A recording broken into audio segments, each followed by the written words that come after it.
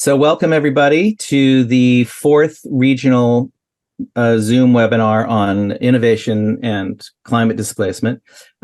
Today we'll be focusing on climate displacement in Africa with a range of speakers from Africa working on the question of climate displacement in that region. Just as a very brief introduction, hopefully the world realizes this, but there's over 1 billion people living in Africa now. It's clearly one of the most heavily affected regions of the world in terms of climate change and in terms of ultimately climate displacement and migration, on top of the other almost countless series of challenges the continent as a whole faces in terms of drought, desertification, growing conflict, declining democracy, more and more impunity and problems with extractive economies and failed states and extreme heat in terms of climate change, et cetera. So the challenges facing the region are immense, and responses are beginning when it comes to the question of climate displacement. But as with all regions, as with the planet as a whole, far more needs to be done on the question of preparation, planning, prevention, and eventually dealing with the question of what to do about the growing number of people who are threatened and the growing number of people who will be displaced because of climate change. The perspective that we take, having worked on this issue for, well, decades now, is that every single person across the planet is a rights holder when it comes to the context of climate displacement. They're not simply victims. They're not simply people who had misfortune. They're actually rights holders, which, of course, by its very nature, implies that every state has its own particular legal obligations to ensure that the rights of those people are protected and respected in the context specifically of their displacement. So the question then becomes, of course, what is ideal? What should countries be doing? What should governments be doing when it comes to the question of threats to their coastlines and larger non-coastal related migration that is occurring because of the consequences of climate change? We like to, as I've mentioned before, try to use the negative of climate change to induce positive action. As we all know, if we look explicitly at the question of housing, land, and property rights as it relates to climate displaced people, there's not a single government in the world that can call itself perfect when it comes to protecting the housing, land, and property rights of people. Every single government in the world fails its people to some degree on this question, some far more than others. But there is a very clear international legal framework, and this is reflected in most national legal frameworks as well, addressing the specific housing, land, and property rights of people.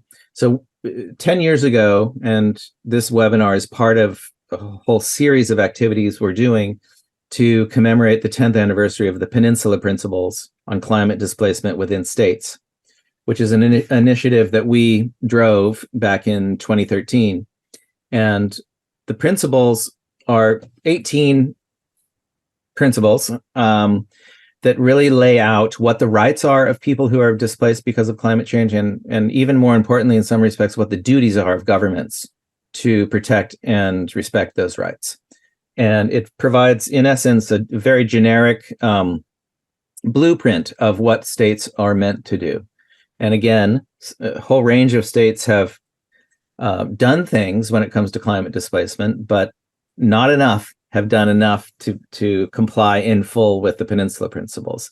Encouragingly, a number of governments have used the Peninsula Principles as the basis for developing their own internal displacement policies and laws and regulations and programs, particularly in Asia and the Pacific. And we hope that they can also be used to some extent and more extensively in Africa and all the other regions as well. So that's our perspective, and we know that every single region is impacted, but Africa has its own particular unique challenges, and in terms of climate displacement explicitly, they are not getting the attention globally that they deserve, clearly.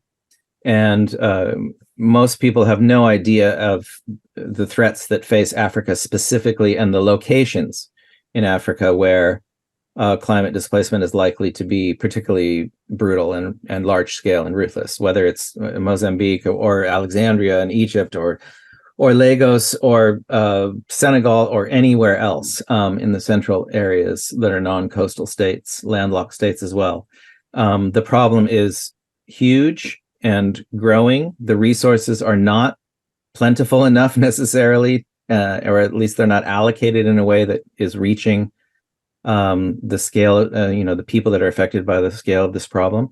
And much more needs to be done. And we're tonight exploring, to the extent that we can, innovative, new approaches to this question, and not simply saying that it should be every person, every man, every woman, every child for themselves to find a solution for the displacement. There should be structured mechanisms in place. There should be institutions in place. There should be specific budget lines that are within every budget that address this question. There should be specific land set-aside programs or climate land banks, as we proposed in a number of countries. There should be programs encouraging people to move to safer cities from dangerous cities, and specific support mechanisms put in place to help those people. Our point of view across the world is that nobody should end up homeless or landless as a result of climate displacement.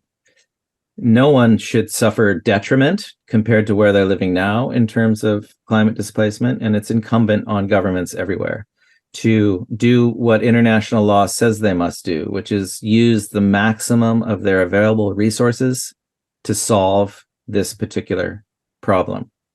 So with that short intro, I'm very happy to give the floor first to Elizabeth Gulugulu, who will introduce herself and then tell us about her experience with these issues. So Elizabeth, I give the floor to you. Thank you so much, Scott, for the platform and opportunity to speak. As rightfully said, I'm Elizabeth Gulugulu from Zimbabwe.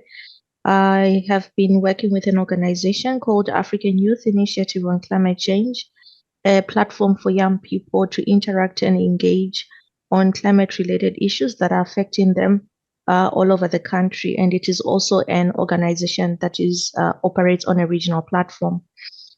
In our experience, I think we only managed to realize the importance of climate change displacement and migration in 2019 when we were heavily affected by Cyclone Idai. Over the years, we had been, constantly been affected by droughts. Of course, we have seen people relocating from point A to point B in search of, better pastures because of infertile soils, or actually migrating to nearby countries in search of, greener pastures, because we heavily rely or depend on agriculture. But if we go for consecutive years without receiving the rainfall, then it means that there is issues to do with household food security. And people need to adapt, people need to survive. So they then migrate to countries like, nearby countries, South Africa, Zambia, Botswana, so that they can provide for their families. But then now Cyclone Idai was a wake-up call, besides the droughts that we're having, because with Cyclone Idai, we were not even expecting it at all. No one had even mentioned about it at all, even in the news or in the television. We never heard about it. We just heard that there's a cyclone and it has affected a certain community, and we're not aware. So this was actually a wake-up call. And now what really affected me the most is when I had the opportunity to visit the area that was affected by Cyclone Idai. I think that was now 8 months or I think close to a year, 8 to 12 months. When we went there, people were still living in tents. And we're asking ourselves, how can this be? Okay, their houses have been affected, but we thought they were going to be staying in tents for a short period of time. Now it seems as if this is a permanent structure, which then got us thinking about our policies. Do we have good policies in place in terms of situations like this? If they happen, are we ready? Do we have proper funds and finances that are set aside to make sure that we intervene in the events whereby we have cyclones or we have droughts that are constantly affecting vulnerable communities. Just to try and make sure that I conclude on what I'm saying, I think what we then decided to do was to make sure that we amplify the voices of those communities and we engage more with our policymakers, making sure that when the budget allocation is being distributed, we have a fair share, especially when it comes to disaster reduction and disaster preparedness. We have a huge amount of money that is channeled, which will help with creating resilient communities, because we believe in strengthening the communities first before we even address these kind of challenges. So these funds will have to improve the resilience of communities.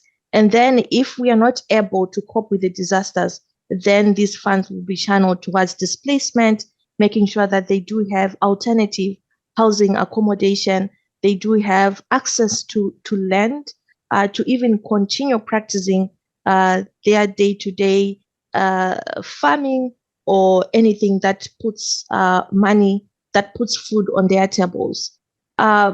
I mean, of course, we cannot underestimate the issues to do with resources scarcity, which is being exacerbated by climate change as well, which will lead to conflicts and also sometimes displacement. This is also one of the pillars that we also looked into.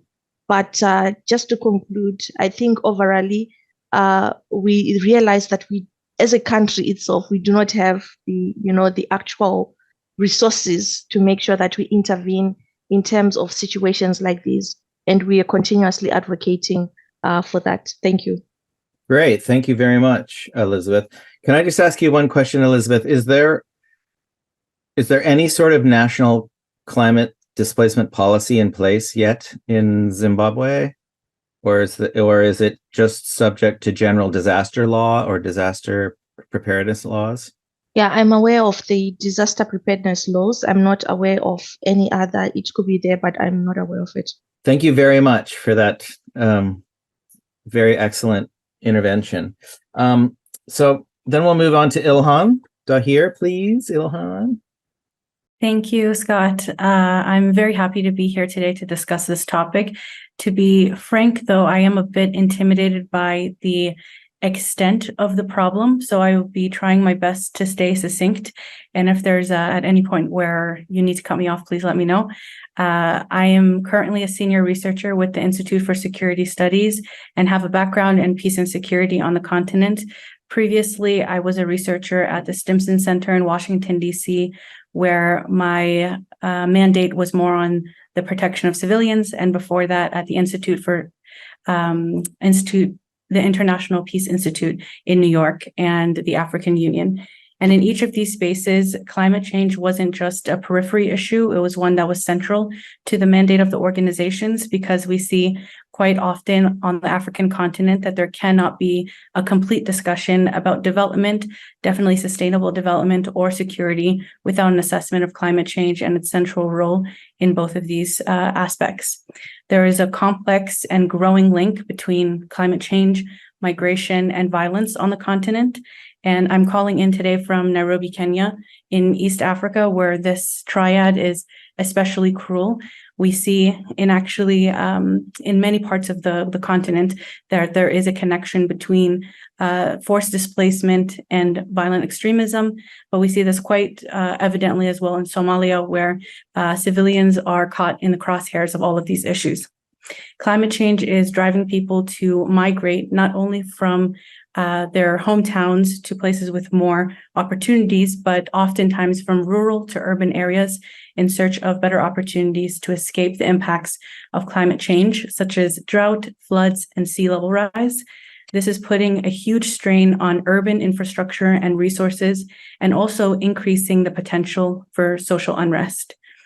In addition, climate change can lead to increased competition for resources, and we're seeing this quite often in the Sahel as well, where water and land are becoming more and more precious by the day. This can lead to conflict and violence, as it has in each of these spaces. The linkages between climate change, migration, and violence can also be seen here in the Horn of Africa, where drought has led to widespread displacement and conflict. In 2011, a famine in Somalia displaced over 1 million people and led to the deaths of 250,000. These numbers are absolutely shameful, and I think it's an issue that is going to take not only long-term strategy, and that's something I think we should come together to discuss, but also some short-term relief for the populations that are living under these worsening conditions. In the Sahel region, climate change has led to an increased desertification and competition for water resources. This has also led to conflict between farmers and herders. Sub-Saharan Africa has always been a region with a high level of mobility, and Sahel pastoralists can even be seen, I think, as the original climate adapters, migrating seasonally with their herds for water and for pasture land. But currently, with the effects of climate change, water scarcity, reduced pasture availability, and shifts in harvesting seasons have created a disruption to these long-standing migration patterns that are causing tensions that are really well documented between farmers and pastoralists. In the Lake Chad region, we're also seeing climate change lead to the shrinking of Lake Chad, which is crucial for this sustenance of many people and also their farm animals. This has led to the displacement of millions and led to the rise of extremist groups who are taking advantage of this instability, such as Boko Haram. In Mali, we see migration and displacement numbers rising in recent years. For example, climate change is compounding tensions surrounding land use and access to natural resources, and also changing the predictability of the seasons. So people are no longer sure where and when rain will fall, and this leads to a high level of food insecurity and an uncertainty of where habitable land is. Furthermore, the growth and development needs of the continent, especially when it comes to youth, are really central to this conversation. We're already facing a dearth of good jobs for young people on the continent and are harmed by an additional challenge of the changing climate. The African continent has something, I think, that can be harnessed for good, which is a population dividend. But if there isn't a plan of action to ensure that these young people who are entering the job market in the coming decade or 15 years have access to jobs that they can work in, this will lead to more instability down the road. The African Union has traditionally seen climate change in the past as a development issue, but in recent years, I think it's important that the AU is beginning to recognize that security implications are central to the climate change question. And we're noting that this is a nexus, and this is something that I work on at the ISS as a part of the Climate Risk and Human Security team to ensure that we view climate development and security together, because there really isn't a conversation about one of these three without an assessment of all three. The conflict input in climate change in this region is really, really strong. We see examples of this in Somalia, where there's increasing drought, as I've said. This has also led to a capture of some of the economic systems in Somalia by al-Shabaab, who are using unstructured levies and taxes and imposing this on drought-affected communities, which is exacerbating their own vulnerability and ability to stay in their home country. This climate change and conflict mix results in food insecurity and also affects the population's well-being. We're also seeing millions of displaced people living as refugees in the region and as IDPs in Somalia, concentrating in some of the urban centers, again, calling back to the conversation about how we can harness the potential for African cities to serve their populations as well as new populations well. In terms of trends and impacts, there are a few really alarming trends I think it's important to raise in our discussion. The first is that while displacement and climate-induced migration is increasing in some spaces, there's also a decrease in specific pockets, because migration, while prevalent in, for example, the IGAD region where I'm speaking from today, there's been a show in some decrease of migration trends. And this is because migration can be seen as a adaptation measure. And for some people, it's out of their capacity to do. So sometimes you need a few amount of resources to be able to move. And we're seeing conditions so bad for some populations that the localized patterns of migration that we're used to seeing we're not seeing anymore because people are unable to move. The second is that we're seeing displacement due to climate-related disasters increasing. The majority of displaced individuals are IDPs who are forced to leave their homes. However, there are some who are now doing cross-border migration out of necessity, and they tend to seek to move to areas that are less vulnerable to climate change. But we're seeing that the cities are themselves quite vulnerable because of a lack of proper city planning for climate resiliency. One area of particular focus and interest, I think, will be how the RECs are responding, the regional economic communities, to all of the issues that we'll be discussing today. The African continent is massive, and I think the needs of the continent differ quite a bit from region to region. And for this reason, I think the African Union plays an important role in setting the agenda, but the RECs play an even more important role in understanding how to address these issues on a regional, at the regional level. There are some examples of initiatives taken on the continent. The first is the African Union Climate Change and Resilient Development Strategy. This is for 2022 to 2032.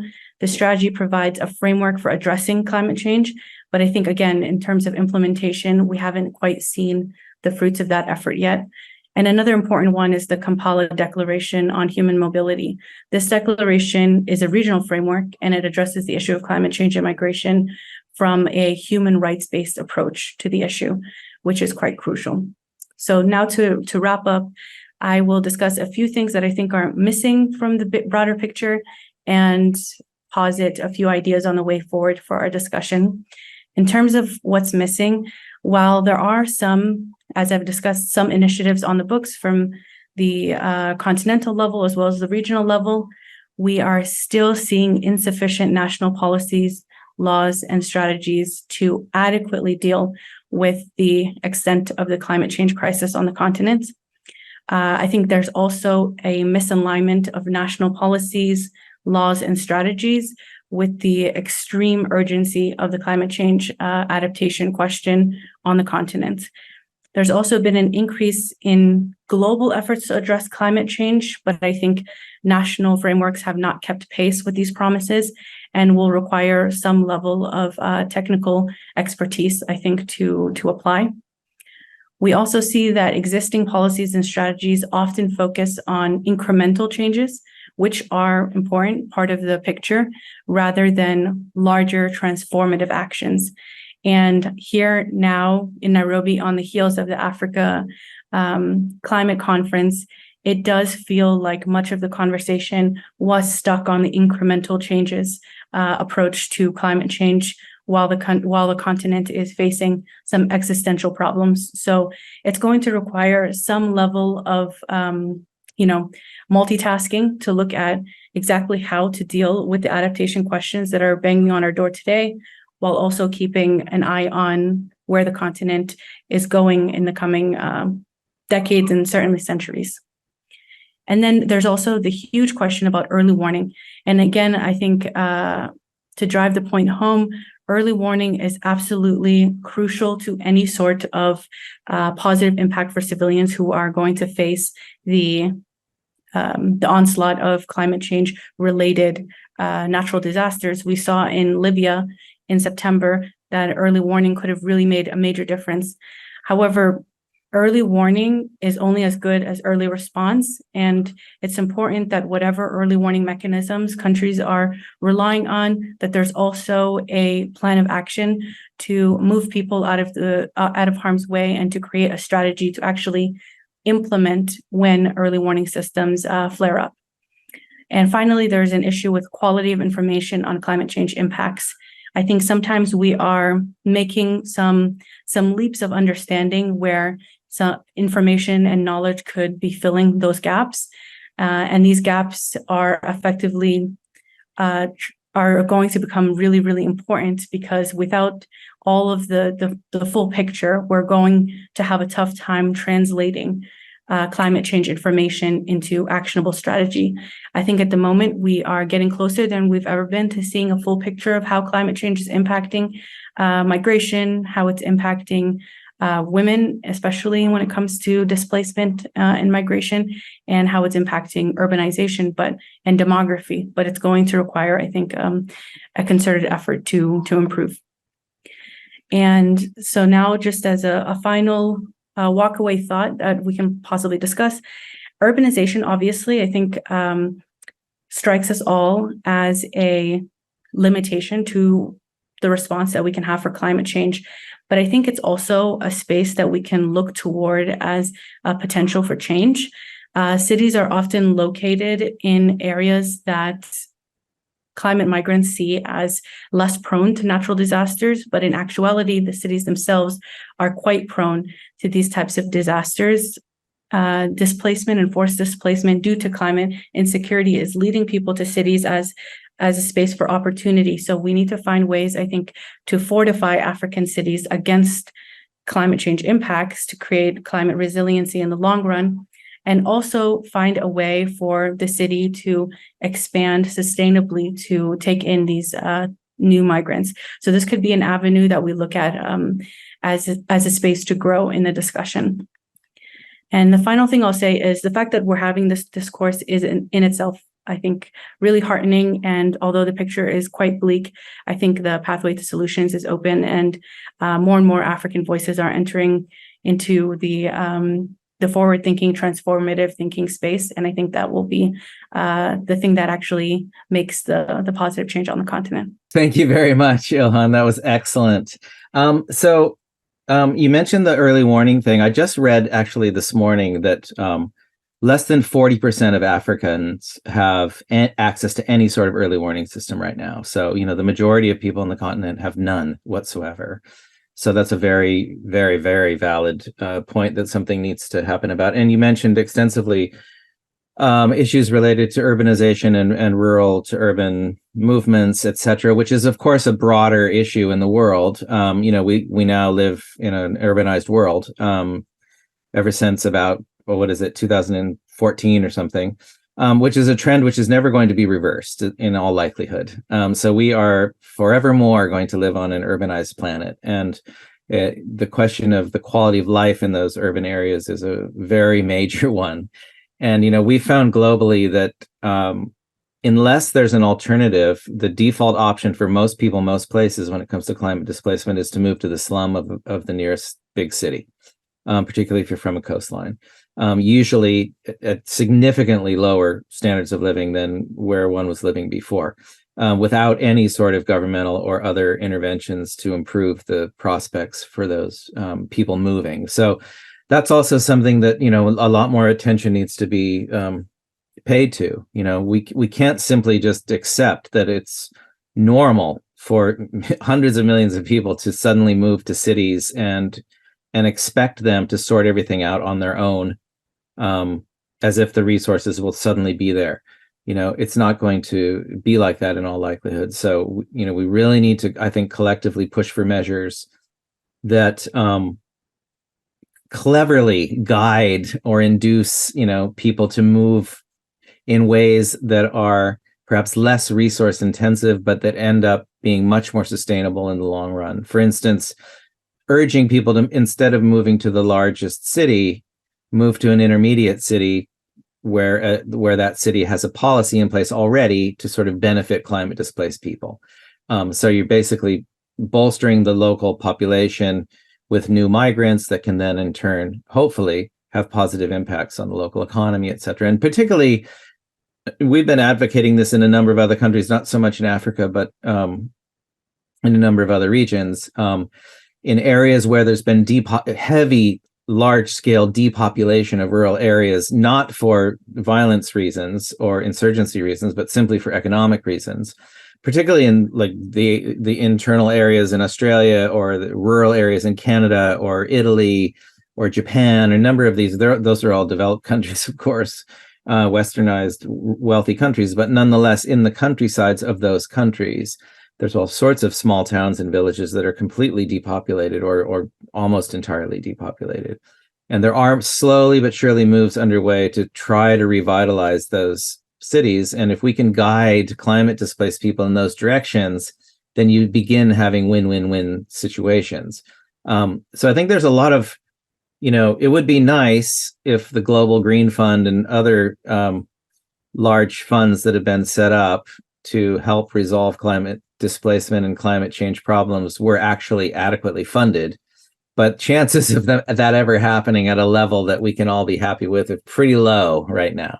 And another thing too, I think, just to raise briefly before we move on to Michael, is the simple fact that we all share this one single planet, and things that are happening on this planet right now are taking all the attention away from the issues that we're talking about. And this can happen repeatedly, and has happened repeatedly in the last few years. So, when violent conflicts break out and involving, questions of occupation and aggression and things like, and large scale war crimes, et cetera, that tends to take not only the attention of the global population very much away from the question of climate change and climate displacement, but it also ends up taking a lot of the resources that could have been used in those directions. That's particularly the case in the conflict involving the attempted occupation of Ukraine, where we have diversions of many hundreds of billions of dollars in the end that could have been used for other sort of more positive developmental approaches. So I think always need to bear that in mind, that global developments, when it comes to the attention of the media and the attention of donors, the attention of financial resources, very easily can be distracted and into other directions. And it's a kind of internal, even though more attention is being paid now to climate change and climate displacement than ever before, by far, there's no question about that. Still the percentage of climate resources given to adaptation / migration / climate displacement are minuscule compared to the resources given towards mitigation. And that's not necessarily inherently evil or inherently the intent, but that is the reality. And we do need to grapple with that. And even when resources are given, very often adaptation funds are spent in very much the wrong way, in the least efficient way, and the least effective way. Seawalls being a case in point. So thank you again for that excellent intervention. Michael Bankole from Lagos. Good afternoon. My name is Bankole Michael. I work in Lagos State government as a director on climate change and environmental planning. I've listened to the two speakers ahead of me, and I think they've encapsulate my thoughts about the subject matter. Well, let me just add my own feeling to this.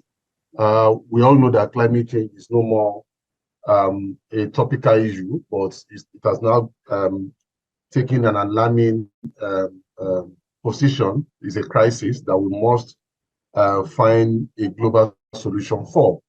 And when we talk about climate displacement, here in Nigeria, we can see it as it relates to Lagos State. The northern side of Nigeria has experienced a lot of things in recent years. We know the story of the Lake Chad that used to serve the northern region and some other countries that are bordering the Chad. And because of the reduction in size of this area, there's been high competition for food and for water. And also in the northern part of Nigeria, there is high deforestation taking place, and this has made the competition for survival to be on the high priority. We experience the Boko Haram situation, and even the herders, the herders trying to look for food for their animals. And what we have seen is that there has been several clashes between the elders and the people that have farmlands in neighboring states. And because of this, we've lost so many people in Nigeria to these clashes between the elders and the farmers, and then the growing need for IDPs. Many Nigerians in the northern part are living in IDPs. Many of their community or their villages have been taken either by the others or by the Boko Haram scenario. So, and this is all can be attributed to climate change, because everybody is trying to survive, and there is food insecurity, both for human beings and also for animals. So that has caused a lot of displacement. For us here in the South, what we are experiencing in the South is the migration of the people from the northern hemisphere or the northern part of Nigeria into Lagos, because of this popular opinion that Lagos is is a financial spot or a prosperity state, so to say. So we have about 3,000 or more people, coming to Lagos without any purpose of what they want to do, no equivalent housing for them to stay, no job for them to undertake. And this has overstretched our resources, our infrastructure, and then add to the problem that we are facing in terms of climate change. It's not a news item that Lagos State suffers from flooding. And this flooding also can be attributed to the pressure about the number of people that is coming into Lagos. And, when people are displaced, it brings about its own waste management challenges. And this we are experiencing highly in Lagos. Most of our drains, most of them have been clogged by improper waste management attitude. Most of the open spaces have been taken. You can imagine in Lagos now, many of the wetlands are being taken over by slum dwellers. And, if you displace one slum area, you are creating multiple, 2 or 3. So that is a challenge that we have in Lagos now. So the issue about displacement has brought about insurgency in the north, which has come down to the southern part of the country. It has also increased insecurity in terms of safety of lives and property. It has also insecurity in terms of food. And then again, one of the things that we need to also note is that Nigeria is bordered by several countries, and one of the countries is Cameroon. And in recent past, Cameroon, there is a dam that flows into our rivers in Nigeria, River Benue, River Niger, for instance, and they release the dam. As soon as the dam is full, they release the water content. And what we see is that about 9 states in Nigeria become so flooded with lots and lots of water.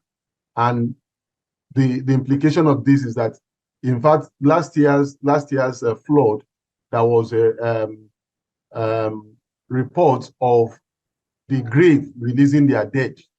If you understand what I'm trying to say, the shallow graves, you can see dead body corpses all over the place because the flood was so much. Nobody could go to school.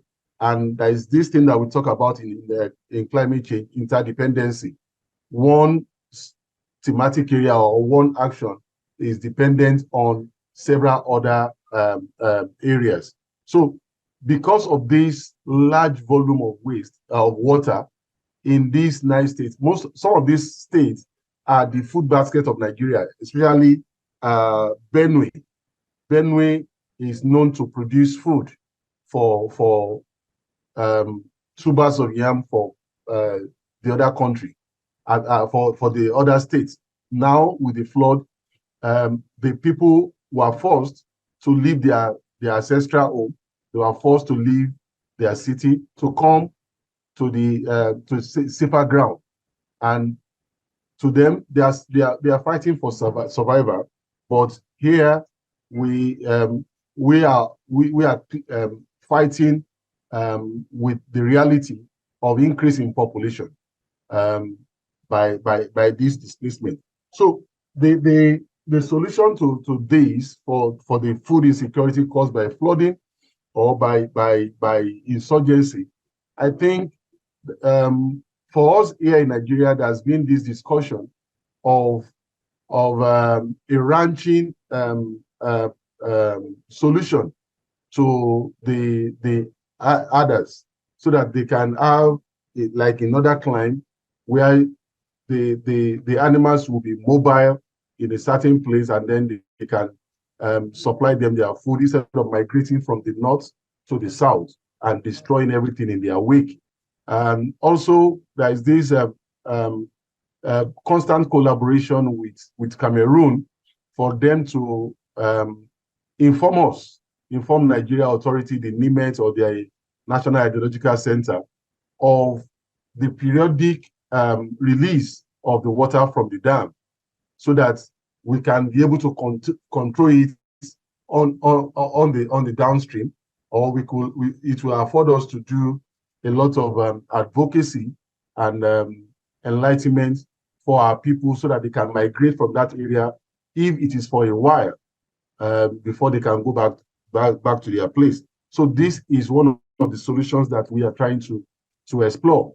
But I need to say that displacement will never stop. Displacement will continue as long as climate change continues to take this multidimensional phase that is taking. And for us here in the South, because of the population, by projection, by 2050, Lagos State will be as much as 26 to 30 million people. And we have a very, very land size that is 3,577 square kilometers. And out of this land size, we just have 22% of them is dry. It is basically water. And one of the things that we are doing is that we are investing in studies, in researches, in understanding the topography and terrain of Lagos, and then also, in terms of doing climate risk assessment, doing subsidence studies and all those studies, to be able to know what new things that we can do to cope with this influx of people from not only from Nigeria, but from other neighboring states, from Niger Republic, from Togo, from Ghana. Everybody is just flooding into Lagos. And so we have to do this study, we have to understand. And then the state, we also, I also think that the more we put into nature-based solutions, in terms of green infrastructure or green technology, we help the state in moving forward, so to reduce what we are feeling. Also, I think generally, for us to be able to counter or to be able to have little success in these displacement thing, there is a need for us to have a community engagement.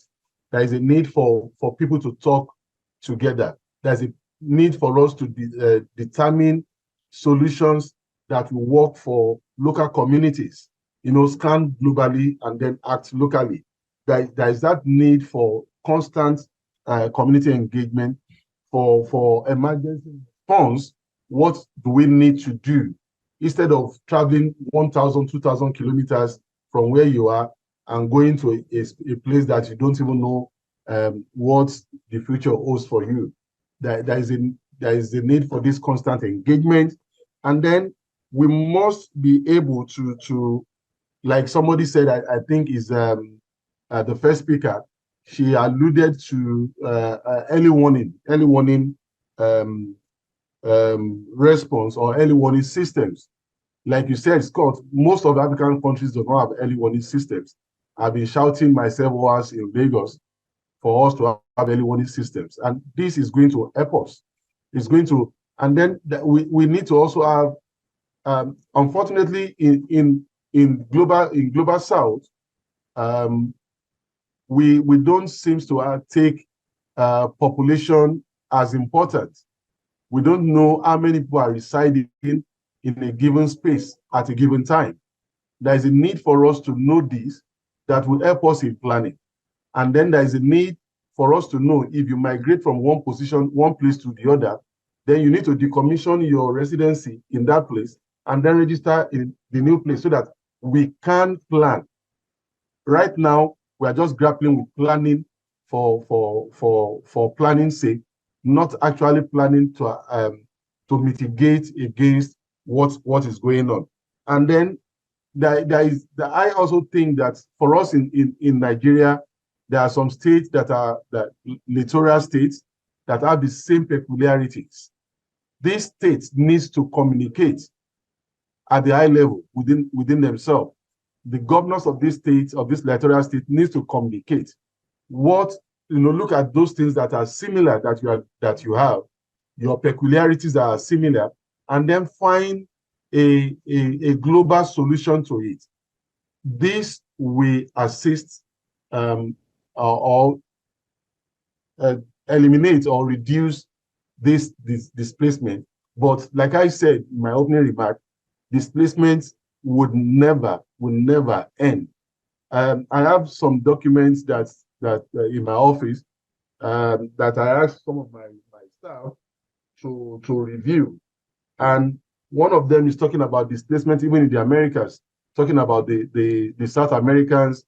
And what it does is that when you move from your natural habitat to another habitat, you carry some things from your natural habitat, like disease, like sickness, and then competition for jobs, which leads to insecurity and all those things. So there is a need for government to speak to themselves, to find solutions, and then also create a climate resilient infrastructure. For us in Africa, most of our projects, most of our infrastructures, the thinking is still the old ways of thinking. We need to think whereby, I'll give you an instance.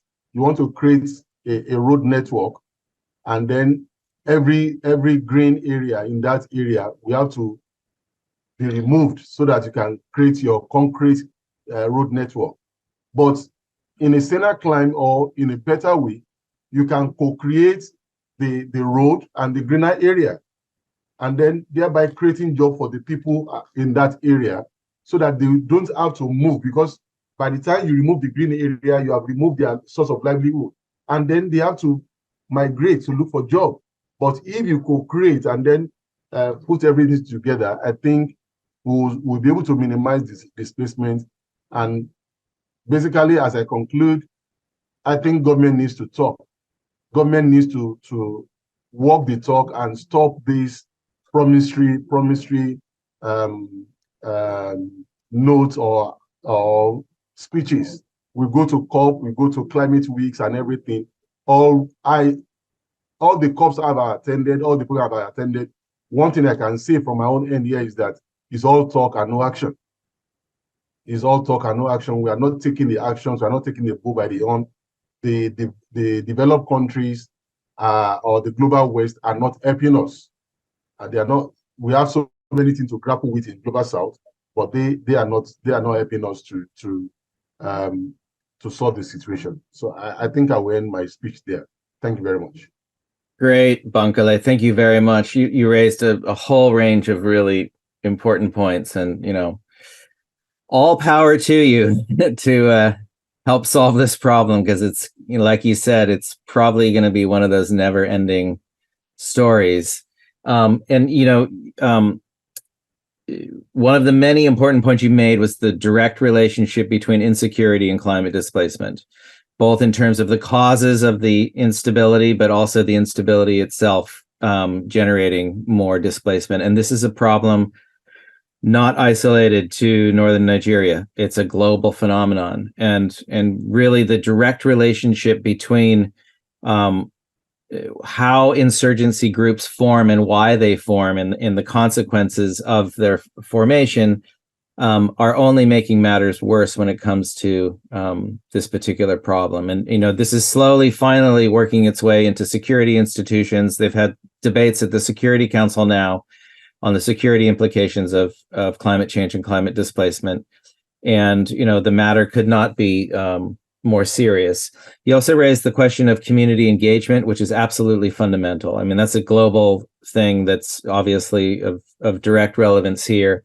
And, one of the things we always, make a point of is that, there's a lot of discussion about planned relocation in the context of climate displacement and people proposing for the movement of communities from place X to place Y.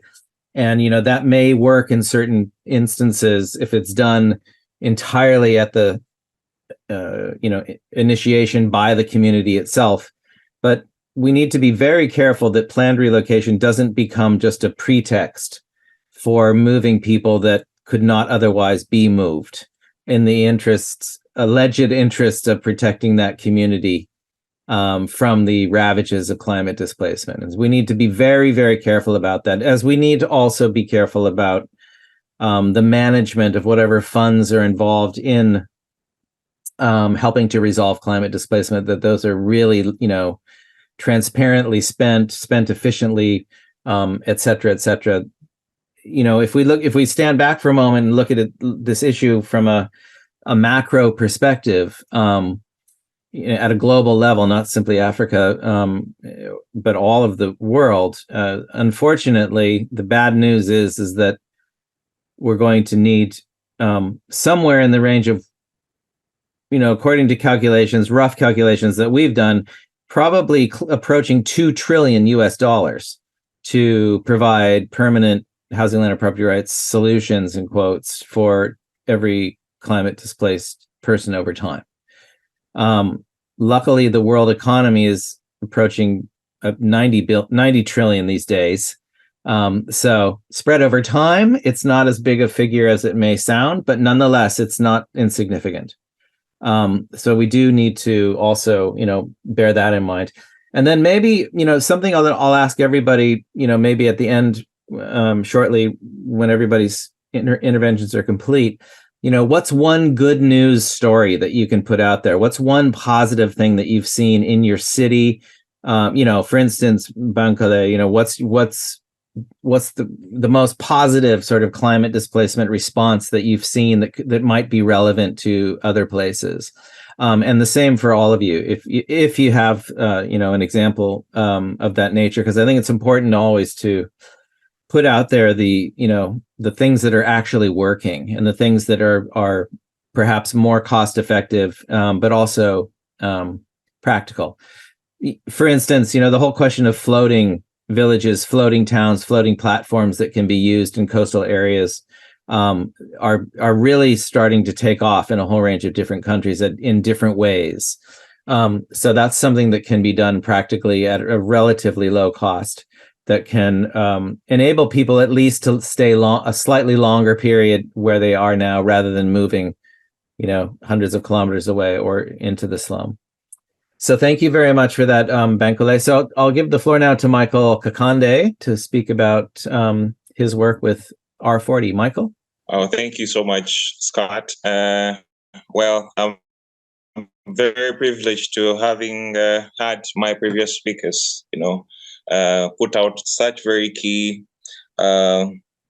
overlooks as they've shared, and I've been making a few notes here. And well, just for introductory sake, I'm Michael Kakande, and I'm the chairperson of the Resilient 40, which is an African youth voice representation on climate change and migration. Well, we are comprised of young African change makers from across the continent, and the aim is to provide a platform for emerging generation of leaders to discuss how individuals, societies, and governments can become more resilient in their responses to climate change. And as we know, climate change is, is a multiplier to all that we have discussed today. And of course, calling ourselves the Resilient 40, we are more or less a generation of leaders that created a platform to build momentum to face this great threat and improve climate resilience across Africa. And of course, a momentum fueled by strong cross-continent connections, representing a renewed and modern African youth partnership. And so I would once again thank you to Displacement Solutions, of course, for bringing us together and for the opportunity to participate in this discussion on climate migration in the African context. Why African context? Because yes, migration is happening everywhere. And like my brother Michael has said, migration is not bad, or displacement is not bad. It's something that will continue over time, but we need to monitor the dynamics in which it happens. And of course, climate change is already a direct challenge to human rights and well-being as we know it. And of course, when you look at statistics of close to 1 billion children, 1 billion children is a very huge number. Nearly half of the children globally, are already at extremely high risk of its impacts. They face a day, and that would help build their resilience. So youth and children today face a childhood of extreme weather events spiraling out of control, leading to the migration we see before us today. So I'm sure, as my sister Elizabeth earlier on shared, of the typhoons, the wars, like my sister Daha shared, Michael, displacement in Nigeria, all these things are more or less a contribution to what we see before us today. But when you tip behind them is a whole essence of climate change. And of course, Africa being one of the continents with the youngest youth populations in the world, these young people are pushed to move to seek for survival elsewhere. Of course, climate migration is already, with us. And this is just the beginning, as I like telling people. And of course, soon several zones across Africa, specifically within the Sahel region, as we've seen, will be unlivable because of the long droughts. It's either too hot and, soils, no longer unfarmable, pushing people to, seek livelihood elsewhere, as we've been seeing.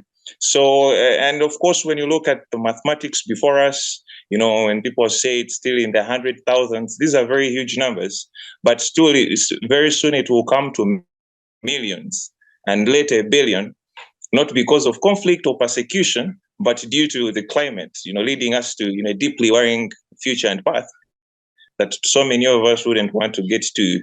And of course, when you look at all we see before us, you can see desperation and young people left with no choice but running away from the climate shocks in search for better lives. Many are taking on, such treacherous, dangerous journeys in hope of a promising future. This has led to many refugee camps, as we've seen across Africa. That's in reference to Libya, so Tunisia, as we've been seeing, and Europe. If I give an example of Lampedusa, refugees being more than its inhabitants, that's already shocking. And so, they're living in very inhuman conditions. So this has really been played further off by the global north, of course, which is a grim, gruesome reality of not being recognized as asylum seekers and increasing harder stance in their approach, when it comes to policies that now they are terming illegal migrations. So when you look at all these things, of course, the global inequality and injustice, as it further exacerbated the current climate migration crisis, while the rich north continues to pollute the air and the global south having to pay the price, that's all in reference to, the greenhouse emissions. When you look at the statistics, Africa emits, the least, but all the climate shocks are apparently happening here on the continent. So governments, of course, like my brother Michael has said, are doing a lot of talking, but very little action, with so many lives already being destroyed by the current, climate and ecological crisis, as we've been seeing them before us. Of course, now when you look at all the talks that we are having, we really need to get to the source or the issue, which is climate change, and for most young people from the engagements we've been having at the continental level, we have what we call the failed and what many young Africans refer to as the uninclusive, underlooking, unresponsive, self-imposing, geopolitical world systems that young people are finding unfavorable to them, so would want to, find ways to work around them. So uprooted children and young people are among the most exposed to these impacts, yet they have very least resources to cope. often excluded from resilience building efforts, participatory planning, and youth-led decision-making on climate change. These groups remain really unheard and their potential overlooked. That's in the context of Africa, because the whole essence of us as a Resilient 40 was to create a platform where youth voices from across the continent have the opportunity to influence policy or lobby policy at the African level, or still within our respective, regional economic bloc level. So, and of course, when you look at what we've been having, of course, there is need to elevate the role and voices of young people, which for us seems to be a priority at the moment, given, the migration as we see it. And recently, there was something that was, I call it something because it was more or less a pilot project. It was the Africa Climate Mobility Initiative, which was a joint undertaking of the African Union Commission, the United Nations, and World Bank, that more or less supported the African continent in addressing climate-forced displacement and migration, while harnessing climate mobility to advance its development agenda and further its economic and political integration. Of course, we were called on board, where we went and put in our voices as young people across the continent. And of course, youth perspectives and engagements were integrated into the 4 pillars of the initiative, which were people-centered and evidence-based approach. All that was done, aiming to build knowledge through, the development of a comprehensive report addressing climate-forced displacement and migration. And of course, forge a common agenda, which they call the Agenda for Action, which was, of course, targeting COP27 then. And of course, it identified priorities for, the next decade, connect and empower change agents through a continent-wide community of practice that, enables the implementation of scaling of innovative local solutions, because we were so much looked to telling our African story and the local solutions within the communities. And of course, and accelerate implementation of the Agenda for Action through the promotion of strategic partnerships, and of course, pooling of resources as a continent, through intergovernmental, dialogues, and like my brother Michael has earlier on shared. So together with the African Union, Youth Envoy, UNICEF, the Migration Youth and Children Forum, Yango, the Resilient 40, we managed to, dedicate a youth forum as part of a community of practice. And this was to inform, work, drive common youth advocacy, and support youth-led and youth-focused action to address the risk and harness the opportunities, of course, associated with climate mobility in Africa. And of course, we had quite a number of meetings, and of course, our first virtual meeting was held in the context of the Africa Climate Mobility Initiative consultations, which were to review and shape the analysis and recommendations, of course, informing the Africa Climate Mobility Report. And we were glad that more than 200 young people from across the continent managed to take part in these discussions. So the APA, still the forum, held its second meeting as part of the virtual, ACMI stakeholders forum, if I may call it. And this brought together all the ACMI partners, which were stakeholders as well as experts and representatives of key institutions and constituencies that had contributed to 2 years of modeling and field research and 8 months of consultations to review the findings and generate a shared analysis and recommendations, as well joint projects forming a growing policy ecosystem for climate mobility across the African continent. I'll tell you that this was one project that, of course, was of great interest to us when we were reached out by the AU to take part. And it was also very alarming to see that it almost stopped at that. As my brother Michael has said, there is so much talk when we are targeting a certain conference. But after that talk, all the investments done, it all stops at that. So when it comes to the African context, anything to do with policy is more or less a talk as we are targeting something. And once we feel we've managed to probably perform well during the conference, then it stops at that. So there were so many such policy discussions and, research, getting on grounds, people doing field researches. I was so amazed because I looked at the list of people who are helping the AU and the United Nations, very big institutions, some from Europe, others from America, so many universities across the African continent. But we're seated in the same room, and they were all carrying out their research. But it all stopped at that. Not that that policy ecosystem changed in any way.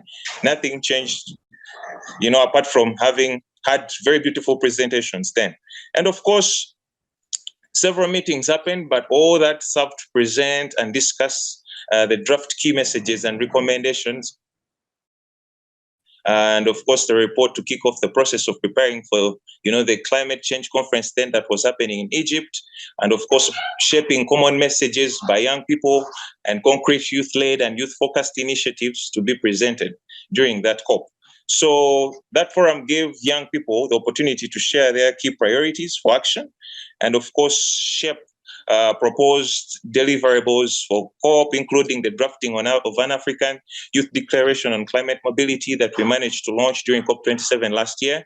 And of course, we launched something like a Youth Mobility Innovation Award and exploration of new partnerships to advance green skills, jobs, and mobility for young people, because we realized most of the reasons as why young people are trying to move elsewhere, have we seen in Europe and all these places, because they lack employment in their home countries. So we're trying to see how we can use the opportunity to tap into the green skills and green jobs, the new green transitions, as it said, see how we can look into the available opportunities in that run. But when you look at the dynamics, you can tell that there's a lot of, I don't know who it was, but I think my sister Dahar, who alluded to the issue of the Libya floods. And of course, when you look at around Africa, basically in the Sahel, you can clearly tell that there is a lot of infrastructure that has been climate struck. And of course, it's no longer inhabitable, which is affecting livelihoods, education, outbreak of plagues, so rising sea levels, torrential downpours, extreme heat temperatures across the continent that leaves no, adaptation options, but rather having to move to a new location for livelihood, which then is likely brings about the instability that so many have talked about before me, given the very little available resources. So, and of course, over time, during our engagements as a continent, as young people on the continent, we've realized that certain players in the global north have been dragging their heels over climate protection measures, leaving many no option, but want to, cross over to Europe and North America as it is. After all, not many of them can live up to starvation or extinction. It's one thing that we are being told, well, you should learn to adapt. But we keep telling people it's going to be very hard for people to adapt to starvation and extinction. So people have to look for livelihood elsewhere. So that's the whole essence of why people are moving. So, and of course, over time, we've realized that there are no open safe migration, what can we call them? No open migration, for us, for people to probably apply before shocks or, so people have to resort to the harder, reality as it is. So I've seen so many interviews of people that we call on the move, and most of them will tell you it's either they've applied for a visa before and that visa was denied to them. So they chose to cross borders until they get to their final destination. So until we get to a place where, like Scott, you've been alluding to, having those safe, migration spots where you can choose to move people earlier on, but of course, based on all the science and reasons as to why they should move is very key. And of course, like all my previous speakers have said, you can, strategically say there are no strategies for climate migration or migration as a whole from an African perspective. And of course, this is so because of our porous borders. We have very porous borders that I can cross to Nairobi today, and no one will know I'm in Nairobi.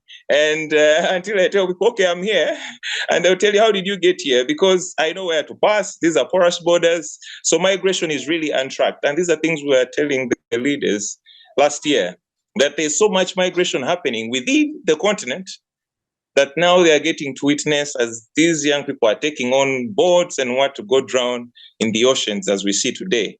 So, of course, we've had talks of refugee policy reviews, but our question will still stand: by who and why should that happen? So, are the available policies not inclusive enough, or they are not wide enough to capture the current crisis that we are in? So these are all questions and issues that people need to pose.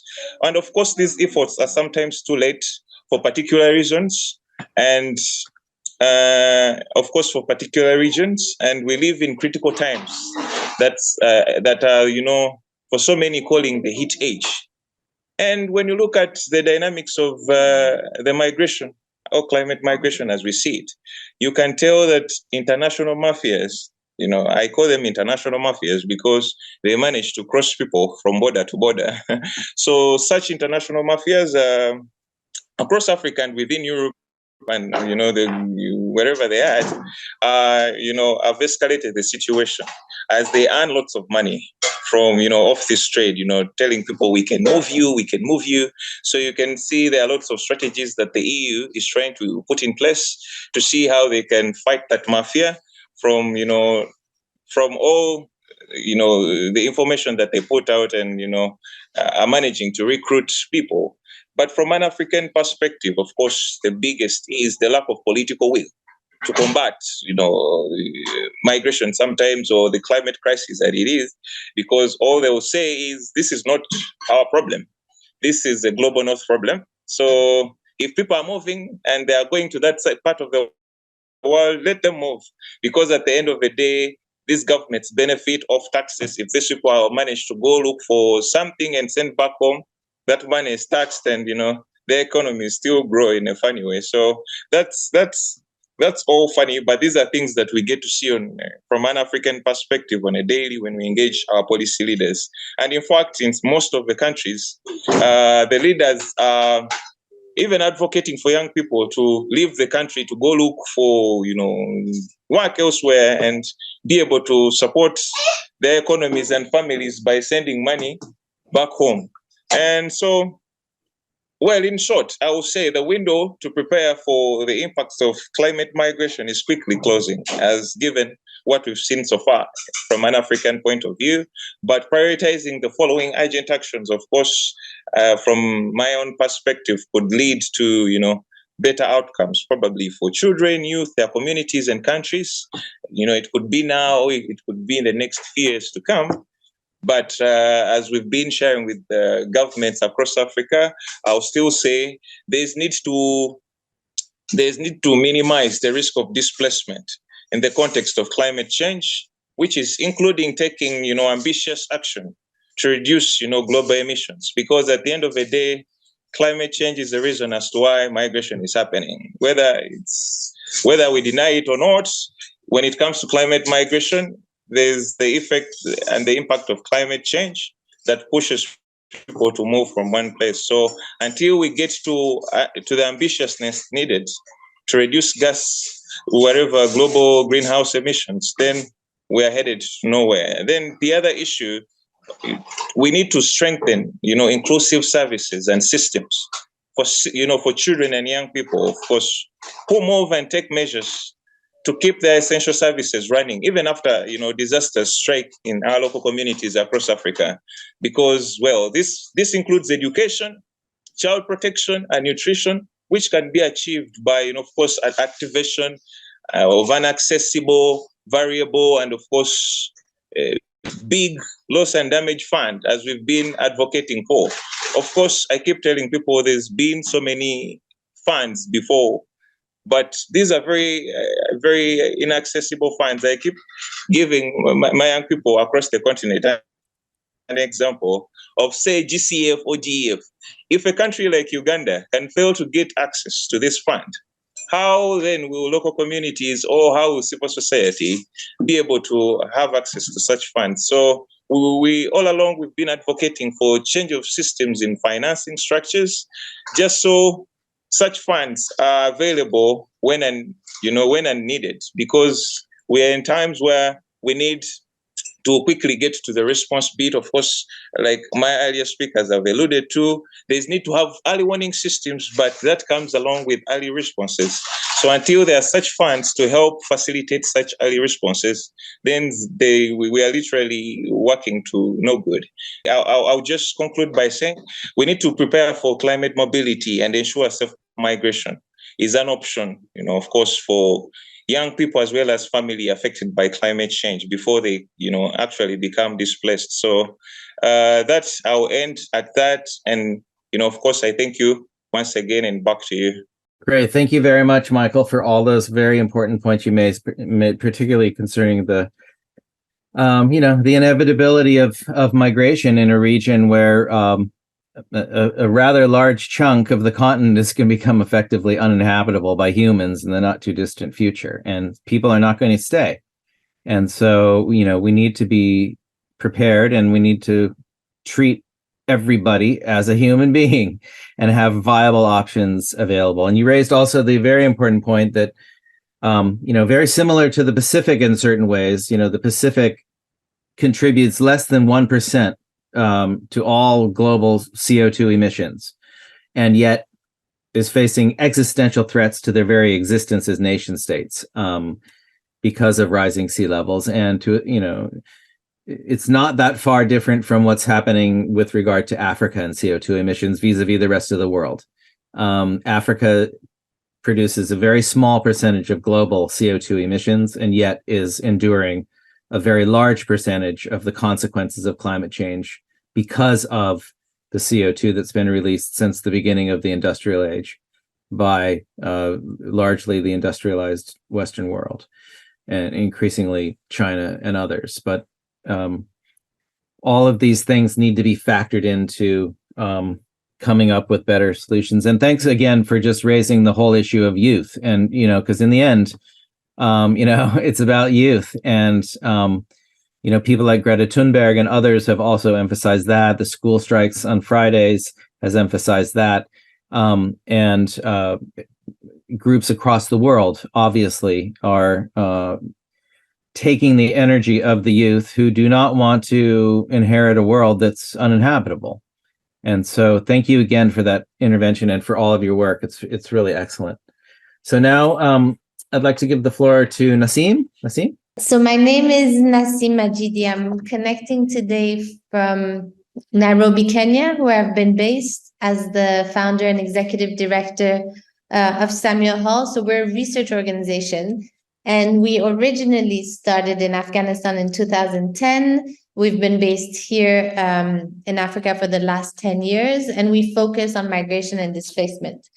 And today I'm intervening in the Africa dialogue session, and I'm bringing in Afghanistan also because as you may have seen in the news, we're recording this session as the western region of Afghanistan has just been through a devastating series of earthquakes, 3 earthquakes of 6.3 degree magnitude in 4 days, happening basically in communities that were already displaced communities that were not ready or prepared for such an earthquake. And I think this just brings a lot of lessons for us, whether we just heard about early warning systems, and we've heard about other systems that need to be put in place. So I'll bring our Africa experience together with our Afghan experience to really draw parallels between these regions and discuss ways forward, hopefully.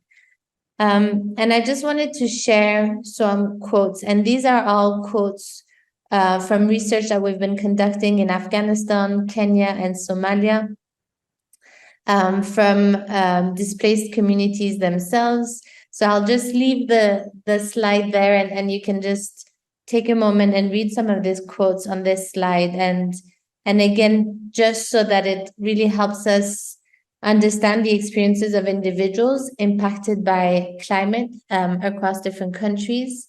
And their words, I think, really nicely captures the nuances of how climate change really impacts displacement, but also impacts different groups, whether it's children's education, livelihoods, access to water and sanitation, but also just the gendered experiences of climate displacement. And so these voices, if I would just highlight 3 key messages for us from this slide and from our research in general, is first of all, the poverty trap and the poverty trap that climate change causes for displaced communities. Many times, these are not communities that have been just displaced because of climate change. As I mentioned earlier, oftentimes these are already displaced communities who are once again caught in a cyclical pattern of climate-induced displacement. And so the devastation for them is a lot related to losing their housing and losing their properties, but also losing their subsistence and their livelihoods.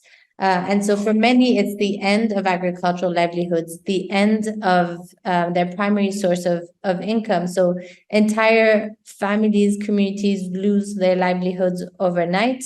And as Ilhan was mentioning, go to cities in hope of a better, safer life.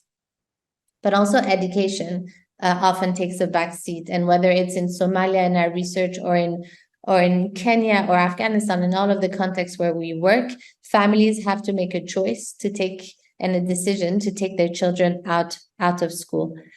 Our research also really highlights how climate change is a threat multiplier for women. And again, this is a global reality, as we all know. Girls are often the first to be dropped out of school or being forced into forced marriages. Female-headed households, especially in our research, internally displaced persons living in camps have to grapple with more security concerns, with patterns of gender-based violence in their displacement. So we know for many reasons that climate change and climate displacement can be a threat multiplier for girls and for women. And so as we think about solutions and ways forward, we really have to keep their specific situations in mind. And oftentimes the data is lacking, but I think we have enough even anecdotal evidence to be able to know that this is a reality in many countries. And the third point, and I won't go into it in more detail because I think Ilhan did justice to it, is how much competition increases between communities and how much tensions really escalate in situations of climate displacement. So given this reality, what is happening here in the region where I'm based? Here, one of the regional economic communities is IGAD, the Intergovernmental Authority on Development. And so they've been trying to take a leading role in terms of addressing climate variability and change and their impact on mobility and displacement. And there's one joint program, there was a recent evaluation of it, so it's actually online. The Migration Policy Institute led an evaluation of the Migration, Disasters and Climate Change, MDCC initiative. And the reason why I highlight this initiative, because it's the first initiative that was funded via a migration multi-partner trust fund in this region. And as we're talking a lot about funding and the need to finance solutions, I think this provides, again, a way to look at different funding streams that can be used to support the solutions to climate displacement. And the other reason why I chose this example is because it's a regional program. So looking at addressing climate displacement and issues around it from a more regionally coherent perspective. And involving local communities in evidence-based development. So they really tried to strike a balance between a regional level commitment and the local level, bringing communities in from Somalia, where they invested in more renewable energies and waste management, to Kenya, where they've been looking at supporting the green economy, agroforestry, climate smart agriculture. So I think it provides an example. And again, the evaluation is available online for those who want to look at it. They really try to approach the question from a local to regional perspective, and also integrated in it, not just disaster displacement preparedness, but also regular migration pathways. So trying to see how to help those in displacement really seek opportunities elsewhere and allowing for that, because often we know the issue is not having many places to go to or to be welcomed in. Now, in Afghanistan, just to bring back also the conversation there, I think one of the missed opportunities over the last 20 years in Afghanistan, when the international community was present, one of the missed opportunities was to actually intervene on disaster response and climate change preparedness and displacement preparedness.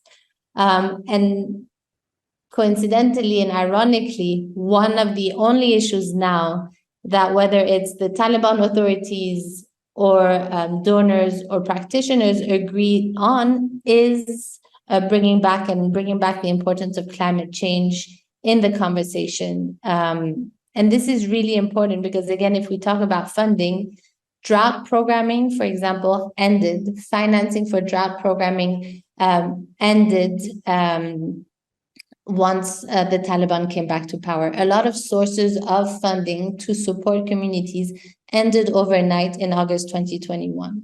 And given what we see now, given the both earthquakes and other disasters, droughts that are really affecting the country, we really need to come back to a question of depoliticizing some of these solutions and funding streams and bringing back some solutions, whether it's community-based traditional systems that can be supported. For example, on irrigation systems, there's a lot of solutions that communities have. They just don't have the funding to be able to support them and sustain them. Or whether it's other flood prevention, reforestation. One of the issues, again, that's been on the agenda for the last 2 decades is how to prioritize reforestation in Afghanistan, for example. So I think we can agree that it's now basically climate change and climate displacement response is at the center of many of the consensus and agreement. But again, the funding is what is really lacking and what needs to be supported. You had a question that you asked us in terms of what is working and what is not. And throughout all of our research, one of the elements that we see working is basically measures that include women, and not only that include women, but that are led by women. Women are usually on the front lines of the response because oftentimes men leave earlier. And whether it's in Somalia or Afghanistan, we find that women actually often exhibit a higher level of awareness regarding adaptive strategies that can be positive to counter displacement.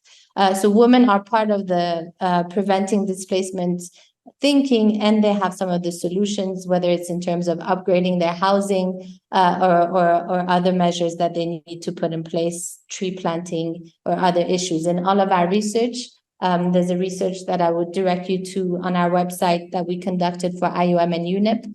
Really, women are leading some of these answers, and they're forming groups, collectives.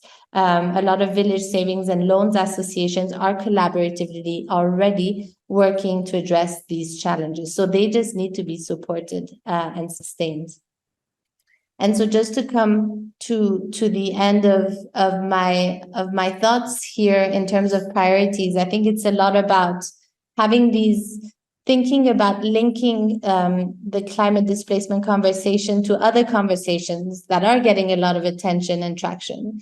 Migration partnerships being one. A lot of bilateral, multilateral agreements are being put in place between the European Union, African Union, between different governments at a bilateral level. And we really need those dialogues, those partnerships to include and address specifically the issues of displacement related to climate change and the protection and needs of women and children first and foremost.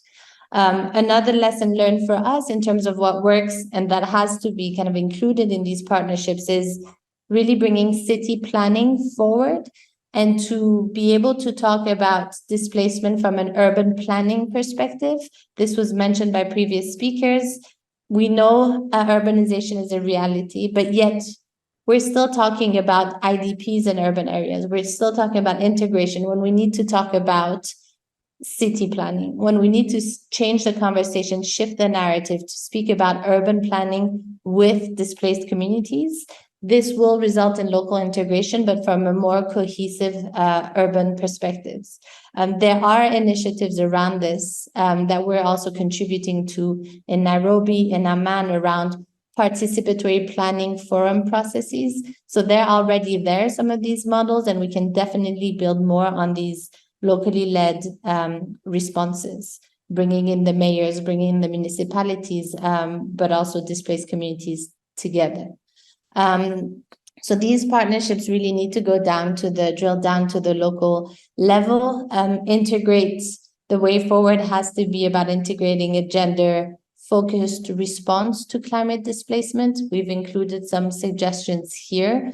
More analysis will be needed, but also looking at supporting women financially to be able to sustain themselves and to be able to put into practice some of the solutions that they want to put forward. And collaborate also with the media and do more around communicating on the role of women. They're themselves known. We have examples from Asia and India, how women are key communicators on the dangers of climate change, on the solutions. And again, having them communicate on it to other women, to other communities will be essential.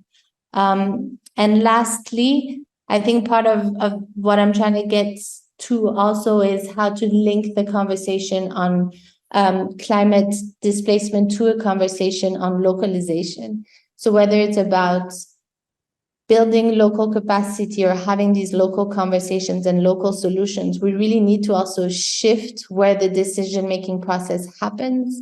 We need to shift the resources from international organizations to local organizations and to sustaining and supporting community-led efforts. So linking our conversation today with the localization agenda, trying to revive that agenda is on the agenda of many here in the Horn of Africa. It's coming back in a lot of the planning conversations.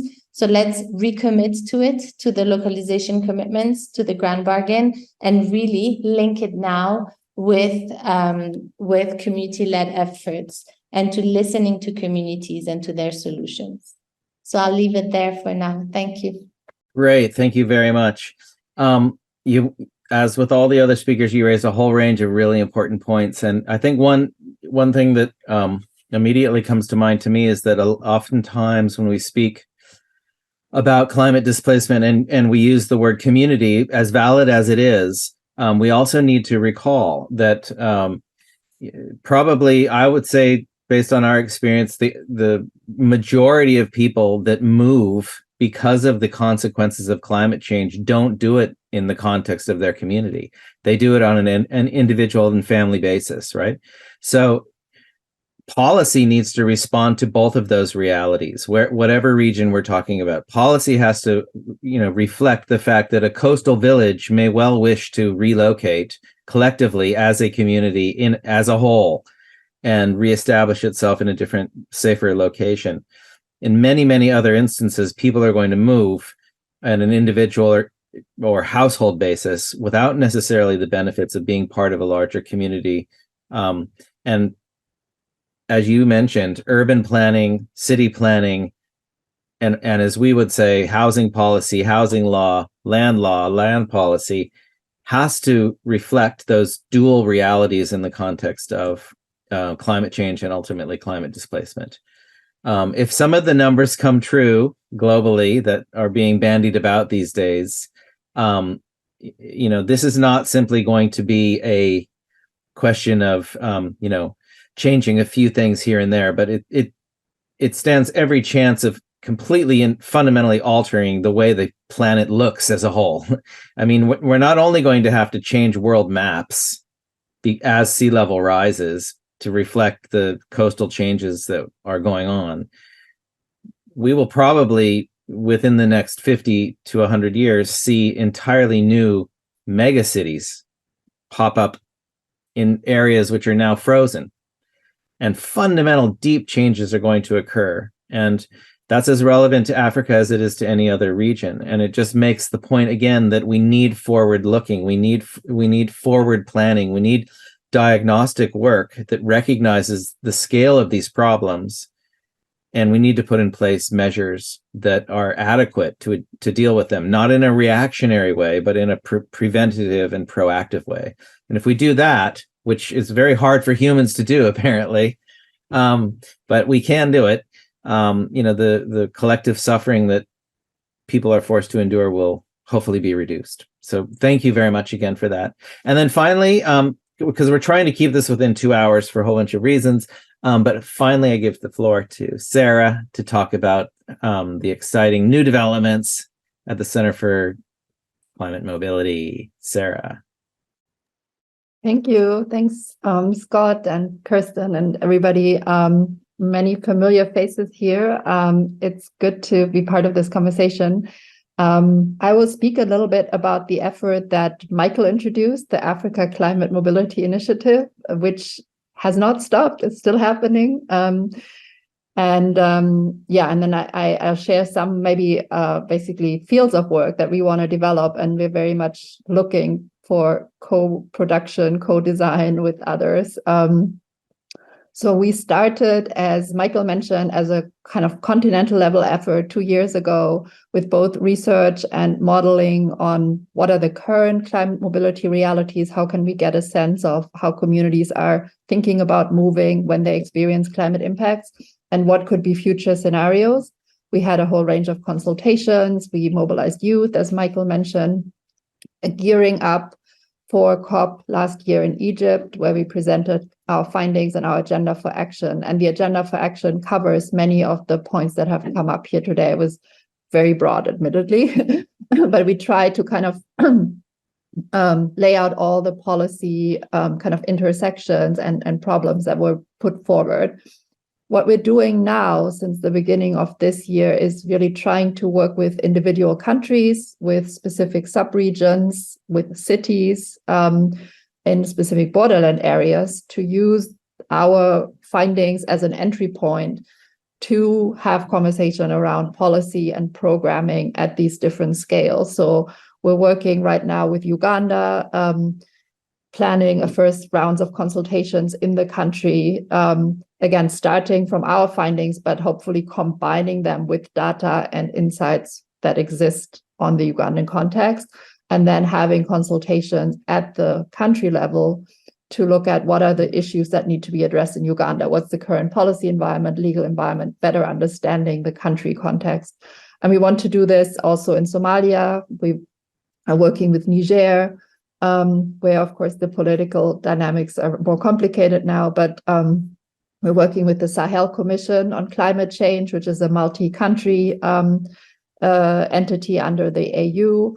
We're also working with IGAD on a borderlands deep dive in the Karamoja cluster area, and with Angola, Botswana. So we have a lot of work in the pipeline, but that is basically the approach we're taking, going from this continental level now down to the different scales to see how can we support concrete, more concrete efforts. And ultimately where we want to get to is really looking at what we call the hotspots areas, but which basically means the communities that will be most affected, and getting a better understanding of what are the interventions that could be changing, impactful, make change on the ground. At the same time, we continue to also across regions, build alliances in the global conversation. So we just hosted a climate mobility summit on the sidelines of the UN General Assembly, where we brought together African, Pacific, and Latin American policymakers. Asia as well was represented, to have further conversation around like climate mobility as an issue that needs to be elevated in the policy conversations that are happening at the global level. We will have a pavilion at COP. So I'm plugging this here also because it's a space where we are hosting other organizations' efforts. So we want to give the ecosystem a place at COP to flag that this is an important issue on the adaptation and loss and damage agendas. But especially, Scott, as you mentioned, like more adaptation funding is needed, and is needed also to address this issue. Maybe to highlight some of the areas that we are working in and where we are, quite interested also to see with others, like what could we do to push the envelope and really advance both on the policy and the programmatic side. We're looking at data for decision making based on our use of modeling, but we're quite aware that the modeling that we're using at the continental or regional level needs to be kind of contextualized. So when we go down to the country level, we want to inform decision making in specific cities, help them anticipate, as we said here. Can we build agent-based models based on more local data that would really help city administrations, work with more real-time information? It's one area of work that we're interested in. We're interested in the whole field of anticipatory action and how could this be used in a migration context. Some interesting, I think, experiments are happening, and we'd be interested to see how we can scale that up to, just give people money to migrate, or, create incentives to send remittances ahead of disasters, this kind of efforts. We're interested in working on climate literacy, making sure people have information that, is kind of the bedrock for other actions. We want to build that out, potentially linked to our youth work. So we have set up a youth fund that will, for the first time, I think, re-grant some money now to youth-led efforts in Africa. And we're bringing a big youth delegation again to COP this year, so that work continues. We want to work on land and water issues, which are huge. So, but again, like really also open to thinking through what could be concrete pilots that we could do in this area to address the intersection between land and climate mobility. And again, we have a number of partner governments. If you have ideas for like concrete things that we could try out, we're very open to that. We would like to work on the issue of green skills. We're talking to different partners to see how we can, again, like come up with concrete pilots to try things out. What are the sectors? What are maybe the cities that we can work with? And we have interest, especially from Somalia, to spearhead efforts around sustaining peace and how climate action can be a vector for sustaining peace, which obviously overlaps a lot with the water issue, with the jobs issue. But so just to say, like, I think we've really also in this phase of understanding, like what does it look like concretely to then take action on these intersections that we know exist with the movement of people. And of course, for us, a lot of it is like, how do we produce the data that can help inform decision making or action? But we also really see ourselves as kind of a connector of different partners, and helping to bring the right people together. So maybe I'll stop here, but I'm very happy because we have limited time left, and it would be lovely to also be able to discuss. But thank you again for the invitation. Thank you for coming.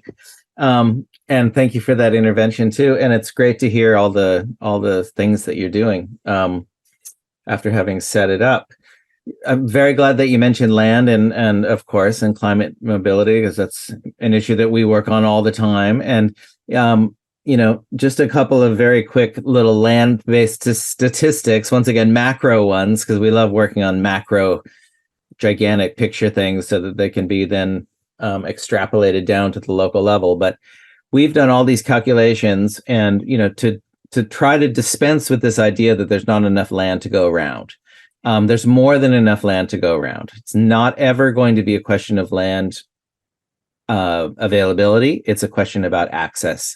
And we need to constantly make that point because, there's always people coming back in response saying, there's not enough land, there's not enough land. Well, the quality of the land is most certainly a reality, but at the end of the day, the amount of land that we need in order to provide new land resources to every single climate displaced family in the world is roughly the size of there's two levels, a low level and a high level. The low level is roughly the size of Tasmania, the Australian state of Tasmania, or Costa Rica. That's roughly the same size. Or at the larger level, the size of Uganda. That's what we need. That's only the physical space that we actually require globally to rehouse every single climate displaced family in the world is that manageable level. It's 0.14% of the Earth's land surface. We've done all these calculations.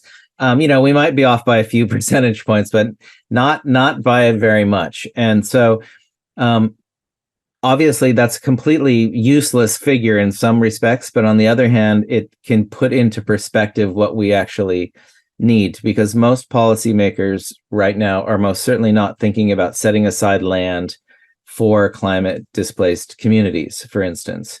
And that may or may not be a viable way of dealing with the issue, but we think it's most certainly worth trying in areas. And in particular, we're working now on the beginnings of a project that has a lot to do with trying to restore degraded land.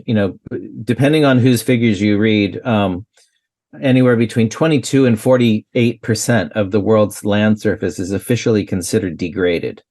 And one of those figures, I can't remember which one, I think it was the 22% one, is an official UN figure. So almost a quarter of the planet is officially considered degraded, which means it has less economic value. It has less value in all sorts of contexts. So how about trying to identify degraded land that can be revitalized by using it as a potential relocation site for climate displaced families, and at the same time restore biodiversity in the immediate vicinity of that land on the new settlements that are created. A lot of what we're talking about here today, and all of you have made statements that touch on this particular issue to some degree or another. What is the appropriate role of the state? That's the big overarching question we need to look at in the context of climate displacement. Is it the role of the state to simply stand back and enrich themselves fraudulently, and become a politician because you can get rich that way? Or is it to protect the rights of people and do things that the private market can simply not do, building infrastructure and things of that nature? Where does the role of the state come in terms of securing people's housing, land, and property rights, not just generally, but specifically in the context of climate change? And we can go all the way down to the level, this is not that realistic in the context of Africa, perhaps, but there are many places in the world where the question of outright payment of compensation comes into the picture when it comes to people losing their land. Questions of insurance, and once again, it's probably not that relevant to Africa as a region, but in many other parts of the world, the whole question of housing insurance and land insurance is fundamental to people that are living along coastlines. And let's also not forget, we're talking largely and appropriately, I think, about the human dimensions of all of this, and the human security elements, gender elements, etc. But there is also an economic factor, which can unfortunately or fortunately be used to sway decision makers sometimes. And when we start calculating the amount of economic losses associated with climate change generally, but particularly real estate and housing and land losses, and try to calculate a numerical value of what that is, we are talking about trillions and trillions of dollars of losses that are going to be removed from the global economy, with very little done to remedy those or rectify those. Even in Australia, where I'm speaking from now, we have a very long coastline, 66,000 kilometers of coastline here, counting all the islands. The global coastline is 350,000 kilometers. So we have a big chunk of it here. We will suffer anywhere between 300 and 500 billion Australian dollars worth of permanent damage due to permanent coastal inundation. So we can't exclude the whole financial equation from this picture in terms of losses generally, in terms of loss and damage, in terms of eventual compensation. And once again, not as relevant in the context of Africa, but nonetheless, this whole financial element of it is crucial. And many of you have spoken about the role of cities and the role of local government and things of that nature. And we need to be both idealistic in terms of fighting for the rights of climate displaced people, but we also have to be pragmatic and realistic and look at all cities in the world today, particularly developing world cities, global South cities, and see that very few of them have adequately addressed the housing needs of their people, right? I mean, it's just a simple fact. I've been to hundreds of them, as all of us have. And, why should we necessarily expect cities and local governments to suddenly change their tune now that they're having to deal with this new problem of climate displacement? And, we can hope that they will change, and we will push for them to change, but I'm not really holding my breath too much to, expect that. But I think we should use this, as I mentioned at the beginning, try to use the huge global gargantuan problem of climate change as such a powerful force that it induces positive changes that wouldn't be possible without it, and use it in that way, like an Aikido master, in martial arts, uses the energy of the opponent against the aggressive opponent, right? You don't even have to be strong. You just guide their vicious strike against them. And so let's do that with climate change and try to use it as a tool, as a vehicle through which we can promote positive change, instead of saying, oh no, there's going to be a billion people displaced in the world, or maybe 2 billion, or maybe 3 billion. There's going to be hundreds of millions of migrants with nowhere to go. That's all very true. But we can, if we're clever, I think collectively, use it as something that can not only promote positive decision making, but that can actually bring the human race together more. And if there's ever been a time when we needed to unify more in the interests of our species and our planet, I think it's now.